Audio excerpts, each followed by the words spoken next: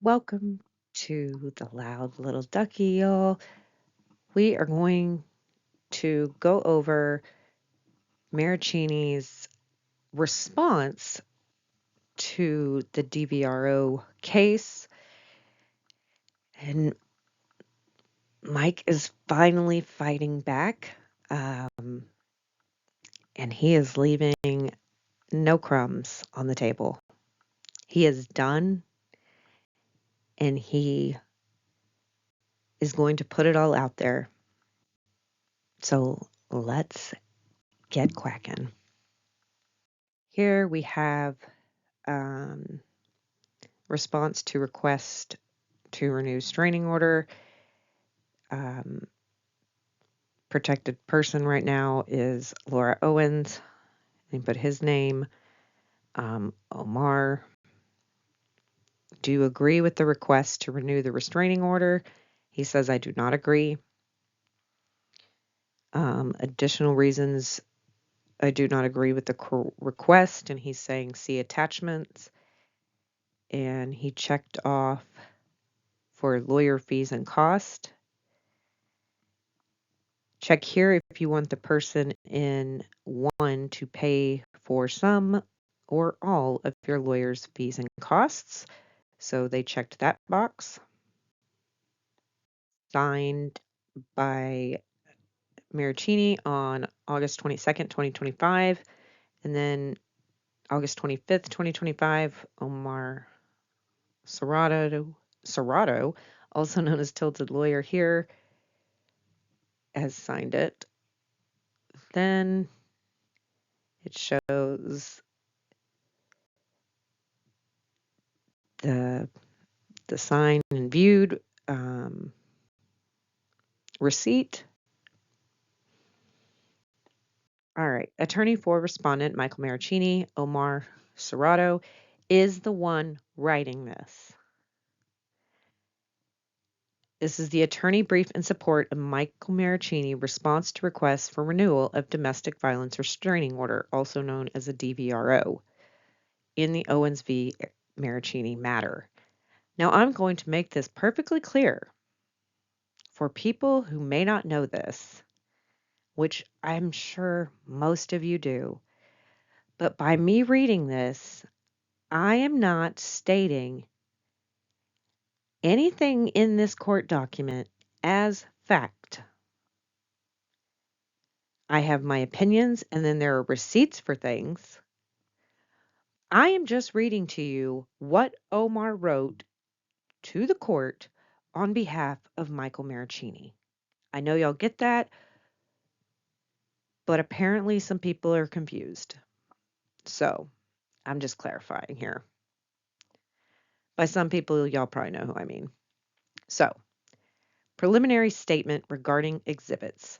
Several of the exhibits referenced herein are taken from a comprehensive digital forensics examination of Marraccini's laptop conducted on May 4th, 2024 by John Berryhill of Berryhill Computer Forensics, Incorporated, the forensic report. The forensics report is 2,489-page report and has therefore not been attached to this brief. Many of the exhibits in this filing consist of summaries, excerpts, or analysis drawn directly from the forensic report. Accordingly, each exhibit has been assigned its own exhibit letter where applicable and cites the corresponding page numbers from the forensic report. See footnote 1. All times in the forensic report are in UTC, Universal Time Coordinated, which is 7 hours ahead of PST. Actual events occurred 7 hours before the listed UTC time. So they're making that clear for us. Thank you. I appreciate that. So this is the report when Owens says they shared 2,500 pages of texts. So procedural history, petitioner Laura Owens. Owens has documented history of fabricating allegations of pregnancy, domestic violence, sexual assault, lying under oath, and presenting false evidence to the court. Exhibit A. Footnote 2. He gives the case number, Maricopa, Arizona, petition found baseless and fraudulent, referred for prosecution, leading to petitioner's indictment on 7 felonies, including fraud, perjury, and forgery. She is currently facing seven felony charges related to serial pregnancy, fraud, and perjury in the Superior Court of Maricopa County in Arizona. It gives the case number, including allegedly injecting herself with HCG, see footnote 3, so that she would test positive on pregnancy tests. Footnote 3 says human chorionic gonadotrophic, which is HCG. It's the real name for it, but nobody wants to say all that. Is the hormone that is produced by pregnant persons and is what caused someone to test positive on a pregnancy test. It is one of the reasons you can test positive for HCG, not the only. He says Exhibit B is the criminal indictment. Her last filing in California seeking a permanent domestic violence restraining order against respondent Michael Marraccini is the latest in a series of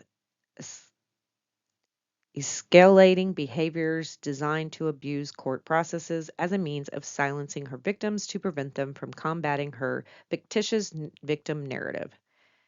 Owens and Marraccini met in March of 2016 and engaged in an on-again, off-again romantic relationship that ended in August of 2017. During the relationship, Owens crafted a series of escalating narratives to emotionally manipulate Marraccini. This included fabricating pregnancies, miscarriages, or abortions, and fraudulently creating documents to support an ovarian cancer diagnosis. Owens used the traumatic fictions to coerce Marraccini into continue to date her, using 2 fake letters, underlined and bolded, from an OBGYN to encourage Marraccini to change his attitude, quote, and be more supportive of her. Exhibit C, and it says forensic report and lists the pages. Forged letter purporting to be from Dr.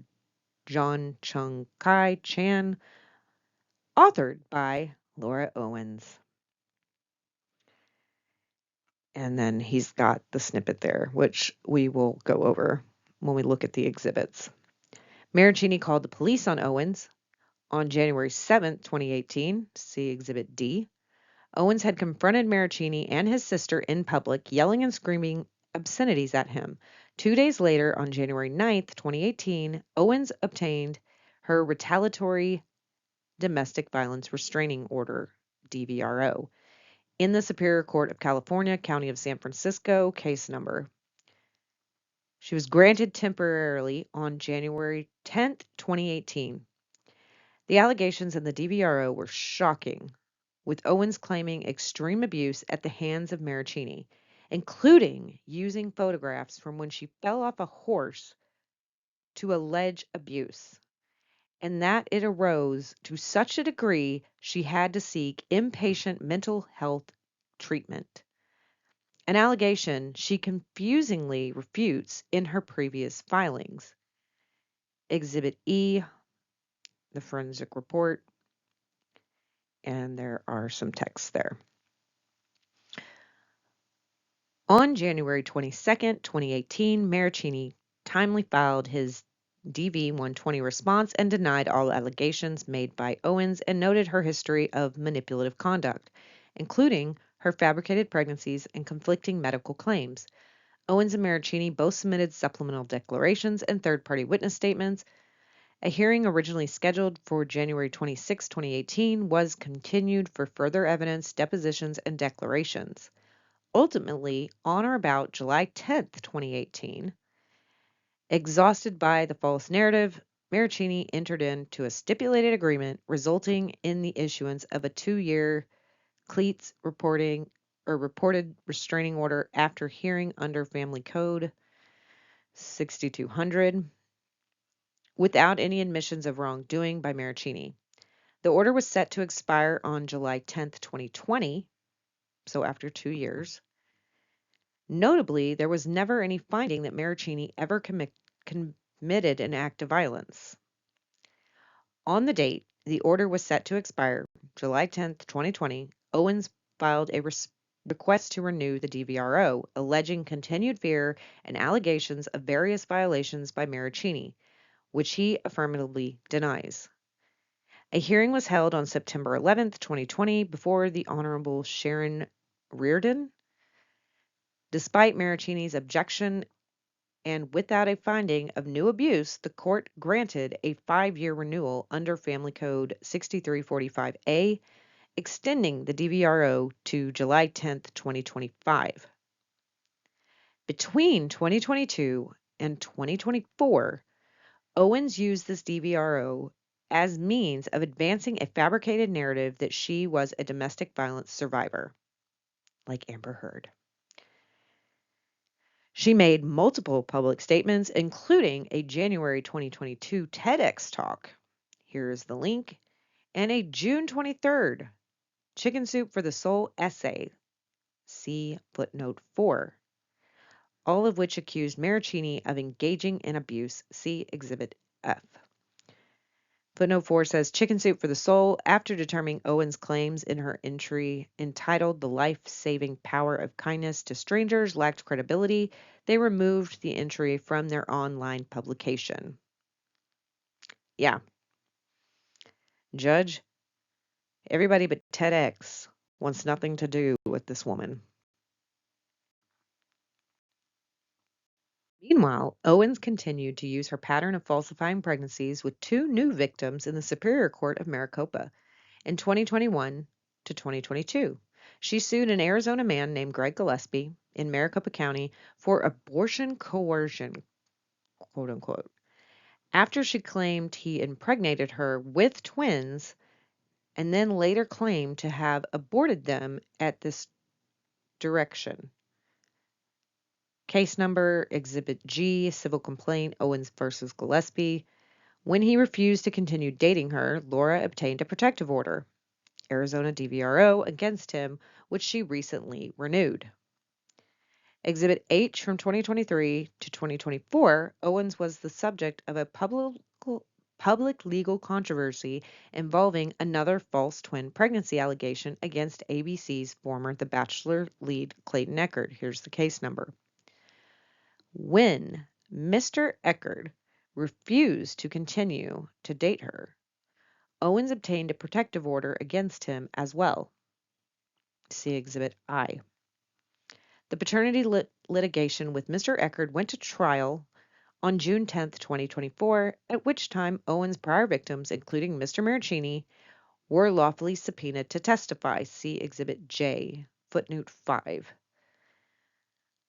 Lawful subpoena issued to Mike Marraccini, ordering his appearance at the June 10, 2024 trial of Owens v. Echard.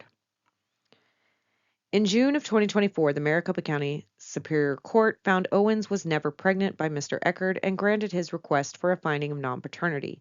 The court found Owens had acted unreasonably in the litigation, initiated litigation without basis or merit, provided false testimony, and that Owens' petition was fraudulent and made to incite communication, a relationship, or both with Mr. Echard.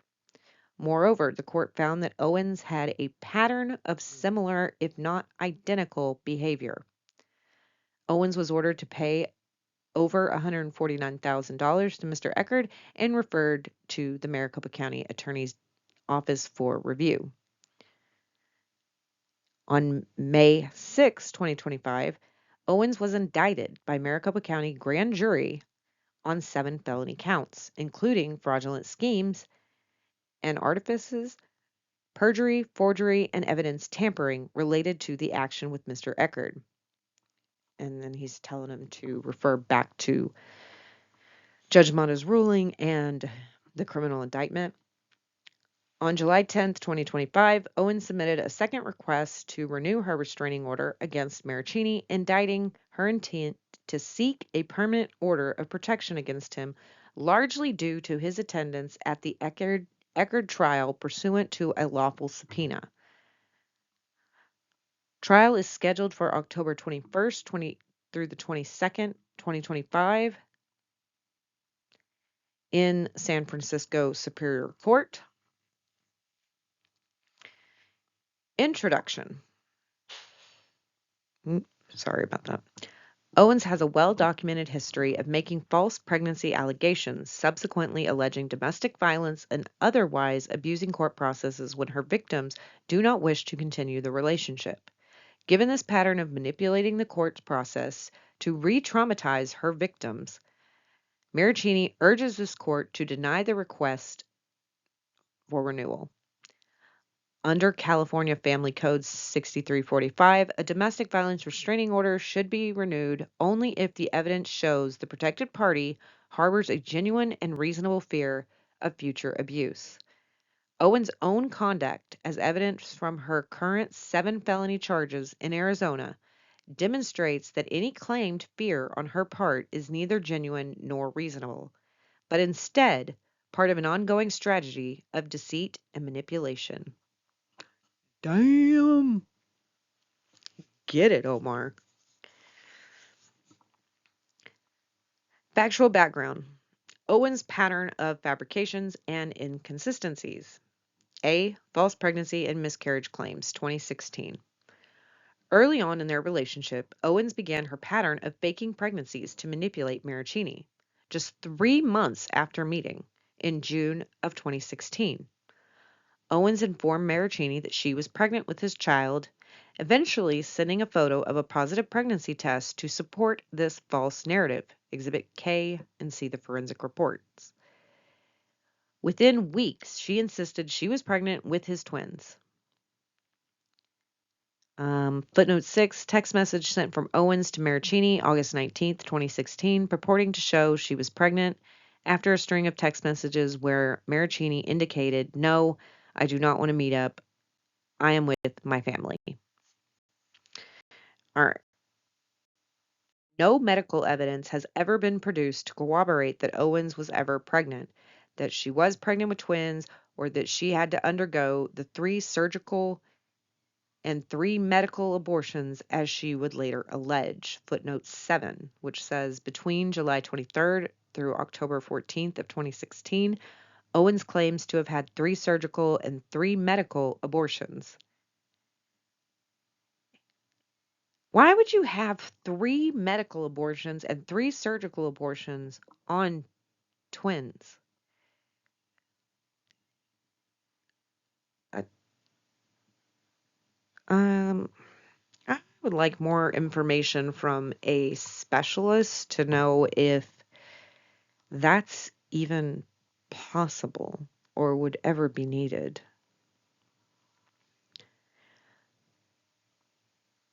On July 14th, 2016, a month after claiming she was pregnant, Owens told Marraccini she thought she was having a miscarriage, which she later retracted. Exhibit L, forensic report.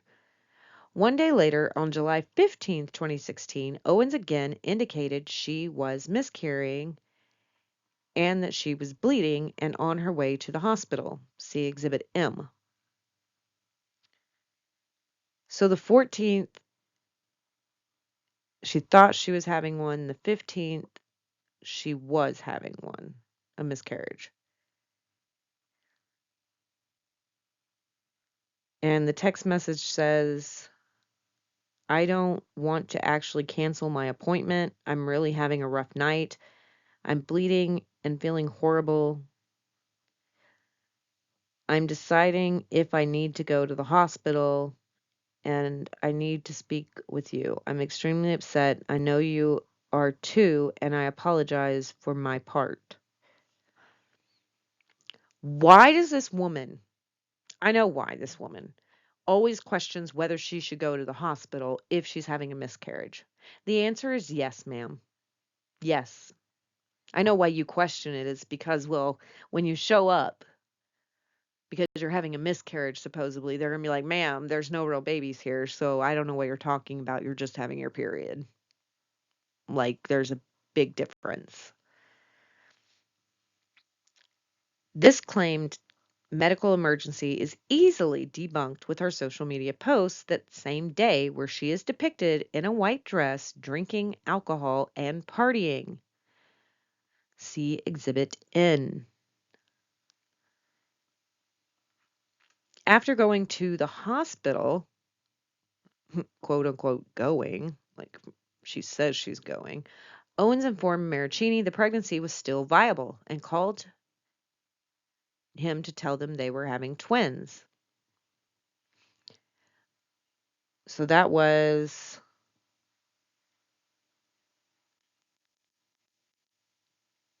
July 16th when she did that. So from July 16th to the 22nd, on July 22nd, 2016, Owens started claiming that the twin pregnancy was no longer viable and that she would take abortion pills. Exhibit O. Days later, she claimed that the abortion pills did not work and that she still had to undergo a surgical abortion. Exhibit P. Owens would allege a series of complications with the procedure, including that she was bleeding a lot and that she needed not one, but 3 surgical abortions to terminate the alleged twin pregnancy. Exhibit O. And he posts a screenshot of it, but we'll look at it when it's the real exhibit because I can't read it when it's that small.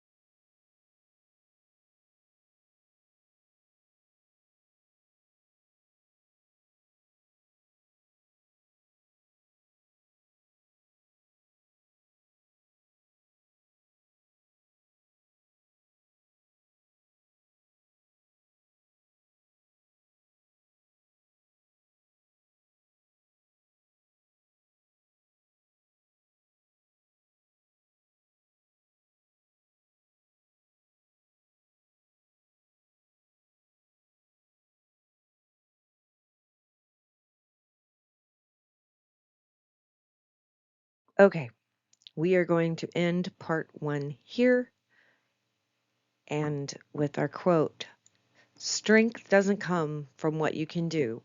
It comes from overcoming the things you once thought you couldn't." And it's very fitting for Marraccini because he tried to do this the easy way. He tried just leaving her alone. He tried just ending the relationship with her so he would have nothing to do with her. He was like, sure, I'll agree to leave her alone, whatever, because I don't want anything to do with her anyways. And then here he is, still years later, having to deal with this woman. And so he has finally had enough, and he is fighting back because he is putting this to an end. He's putting his foot down, and he's standing up and saying everything he should have said back then. But now he has more against her. And he can fight this with more power than ever. So know that you are strong.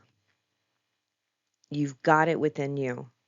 Don't let people take your strength away, because you can overcome the obstacles that are in your life. You've got a community that will stand behind you and people that love you, and you can do things that you never thought you could. That's it for me today. I will see you in the next one. Bye.